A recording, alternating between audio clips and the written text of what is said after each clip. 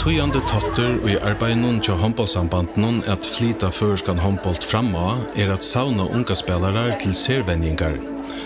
Spelare ur öllum landnum vera to jaunan saunair til venjingar at menna hugbor, arbeidsseme og utne. Leikarmenningen skipet til førska lasten som håndbollsamband I åra til dessa menna håndbollsspel I Førjun av Mivusan 8. Första lastren bygger av det tekniska, det taktiska, kroppsliga, sociala och mentala parten av handbollsspelen.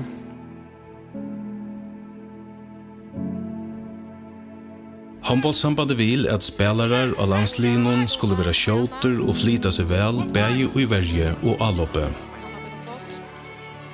Verjespillet skal være avloppskjent og avloppsspill I avgengande, og målet reisende at landslinjene skulle kunne spille vid nekvare fyr, ta tørver atur. Det vigtigt, at de A-landsholdsspillere, vi skaber på Færøerne, igennem deres ungdomsår på Færøerne, har lært at bevæge sig på store områder, og det gør man igennem bevægelighedstræning og benarbejde.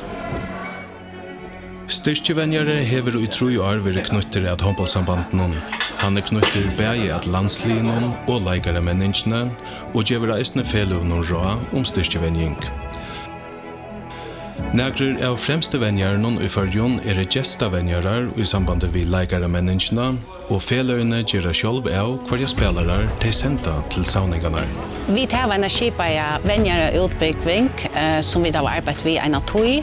Endamål ved tøy selvvandet til at vi vågner av vidt og på sikt kunne hava noen hver utbyggende venjare I Førjun til at de kunne nøkta tørven til okkar og okkar omkring Atlant.